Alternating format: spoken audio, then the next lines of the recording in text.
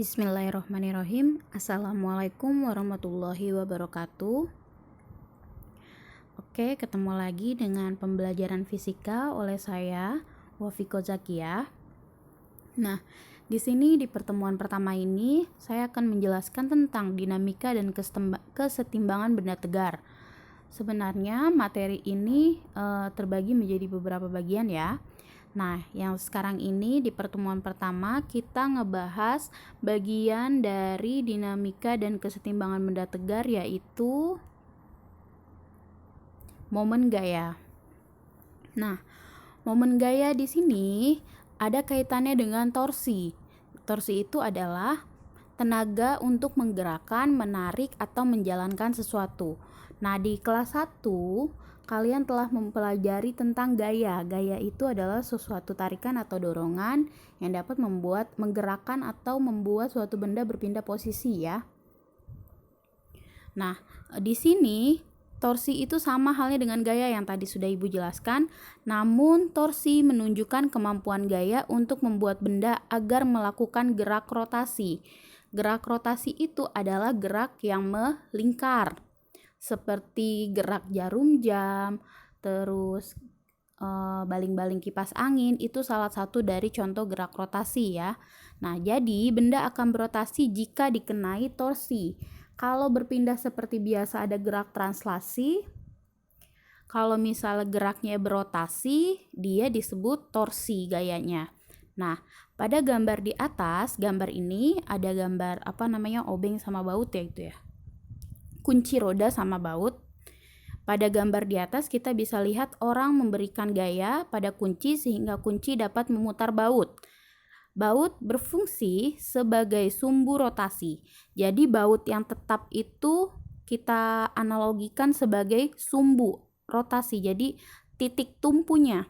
Gaya yang diberikan tangan tegak lurus terhadap panjang lengan kunci. Jadi panjang si kuncinya itu tangan kita tegak lurus terhadap lengan kunci. Nah, lengan kunci ini berfungsi sebagai lengan gaya. Si panjangnya itu kita fungsikan sebagai lengan gaya. Nah, ini bisa dilihat di analogi gambar yang kedua. Nah, ini cara kita megang kunci roda. Kunci-kunci itu ya. Nah, itu ada baut, ada kunci, terus cara memegangnya kita lihat dengan cara yang berbeda. Ada cara A, ada cara B, ada cara C. Kalau misalnya cara yang A dengan cara yang B, menurut kalian lebih mudah mana? Nah, kalian pikirkan jawabannya. Menurut Ibu adalah semakin jauhnya ini antara A dan B itu lebih mudah memutarnya yang B. Pasti akan lebih cepat bikin bautnya itu berputar dengan cara yang B. Begitu juga dengan yang C. Si B dengan C lebih mudah membuat si kuncinya itu berputar dengan cara kita memegang si C. Nah, apa yang berubah di sini? Panjang lengan gayanya. Semakin jauh kita memegang si kuncinya atau semakin panjang lengan gaya, ini lengan gaya, semakin panjang lengan gaya maka akan semakin mudah diputarnya, maka torsinya pun akan semakin besar. Ini panjang lengan gaya. Ini sesuai dengan teori rumus dari momen gaya, di mana torsi sama dengan F dikali dengan R. Yang huruf T itu bukan T ya, tapi itu torsi.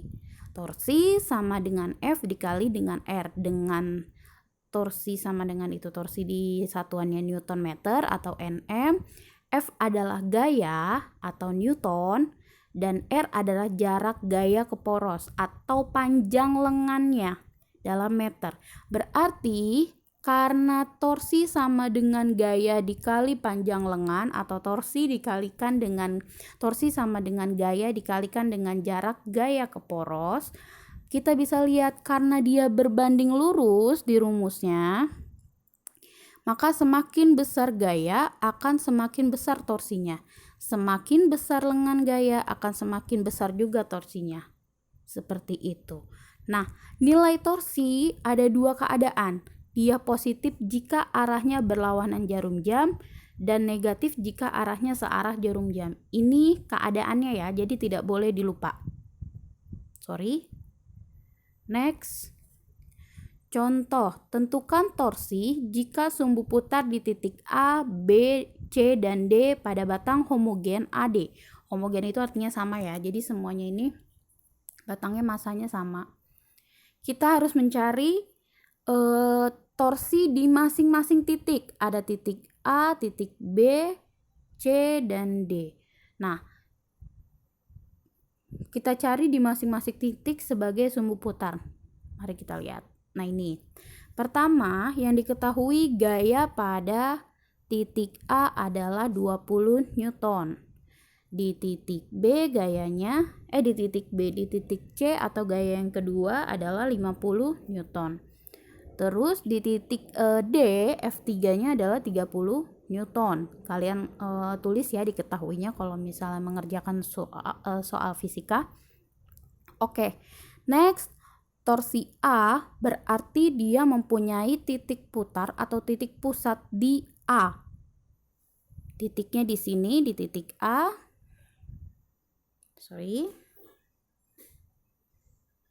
Nah, titiknya di titik A berarti yang berpengaruh adalah B, C, dan D.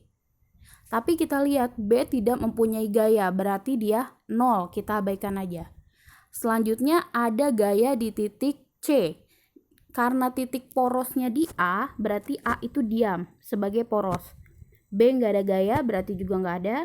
Nah, di titik C, dia punya gaya dengan F2 dikalikan dengan AC. Jarak dari titik poros sampai ke lengannya. Berapa? AC-nya adalah 3, karena 1 ditambahkan dengan 2 ya. A ke B 1, B ke C 2 meter. Maka dari A sampai C panjangnya adalah 3 meter. Gaya yang kedua adalah 50 Newton. Nah, positif dan negatifnya kita tahu dari mana? Lihat arahnya. Panah dari si C ini, panah dari C ini ke bawah ya. Panah ke bawah berarti kalau titik A-nya diam, otomatis dia akan berputar. Ditarik pasti akan berputar. Batangnya akan berputar searah jarum jam, maka dia nilainya positif. 50 dikali 3 dia positif. Seperti itu. Sekarang ada lagi yang F3, gaya pada titik D. Dia arahnya ke bawah. Panjang lengannya adalah A ke B 1, B ke C 2, C ke D 3. Berarti 1 ditambah 2 ditambah 3. Biar dari titik A ke titik D. Maka 30 dikalikan 6. Positif atau negatif? Di sini sudah saya tulis positif ya. Kenapa? Seperti tadi A-nya diam. Di sini diam, dia nggak bergerak. Ya bergerak panahnya ke bawah pasti akan berputar. Makanya dia nilainya positif. Seperti itu. Berarti 50 dikali 3 dia nilainya positif, ditambah 30 gayanya dikali 6 juga nilainya positif. Berarti 50 kali 3 adalah 150 ditambah 30 dikali 6. 6 kali 3 180. Berarti sama dengan hasilnya 330. Seperti itu. Sampai sini bisa dipahami ya. Sekarang kita cari yang di titik B. Torsi di titik B sebagai pusat. Berarti pusatnya ada di tengah ini nih. B sebagai pusat. Pertama, kita punya gaya yang F1 di titik A ke B. F1-nya itu 20. Dikalikan dengan lengannya. Lengannya adalah jarak dari titik A ke B yaitu 1 meter. Berarti 20 dikalikan 1. Tapi Bu, di situ nilainya negatif. Dianalogikan lagi. Panah A ke bawah dengan titik B yang tetap, pasti kalau ditarik ke bawah, batangnya itu akan berputar berlawanan arah jarum jam kalau titik B yang diam. Kalian bisa analogikan pakai pensil. Cara pakai pensil, terus kalian pegang titiknya sesuai dengan pada gambar ini. Pasti kalau kalian tarik si A itu menggunakan gaya yang ke bawah, kalian akan ngeliat pensilnya itu berputar berlawanan arah jarum jam. Makanya dia nilainya negatif. Nah, F2-nya yaitu di titik C, berarti ada kaitannya dengan B dan C. Panjangnya adalah 2, 50 dikalikan 2. Kalau kalian tarik lagi ke bawah, dia pasti nilainya positif. Nah, yang D juga sama, nilainya kalau ditarik pasti berputarnya positif. Kalian bisa analogikan sendiri. Sehingga menghasilkan 230 seperti itu. Masih bingung di sini? Kalau masih bingung, sekarang kita cari torsi di titik C. Berarti C sebagai poros.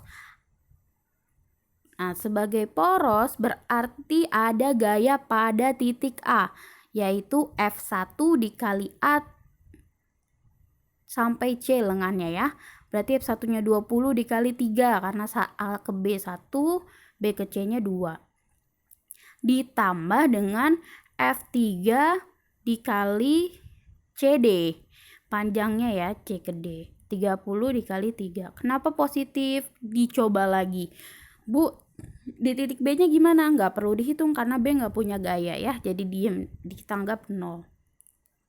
Hasilnya adalah 30 karena 20 dikali 3 adalah 60. Tapi dia bernilai negatif. Berarti negatif 60 ditambah dengan 30 dikali 3, 90. Negatif 60 ditambah 90 sama dengan 30. Atau punya utang 60 tapi dibayar 90, pasti kembali 30. Kayak gitu ya. Next, sekarang terakhir di titik D. Di titik D berarti poros D yang diam. A, B, C-nya bekerja, tapi B tidak punya gaya, jadi kita abaikan. F1 20 dikalikan 6. Kenapa 6? Karena panjang jarak A sampai D, lengan A sampai ke D adalah 6 meter. Dikurangi 50 dikali 3. Ya, 50 dikali 3. Bu, D-nya gimana? Karena D-nya sebagai poros, kita abaikan dia, berarti 0. Seperti tadi, ini kalau dianalogikan muter, pasti dia muternya ke sini. F2-nya negatif. F1 juga sama, muternya ke sini. Pasti dia negatif juga. Makanya di sini torsi terhadap D bernilai negatif 270 karena keduanya negatif. Negatif 20 dikali 6. 20 kali 6 adalah 120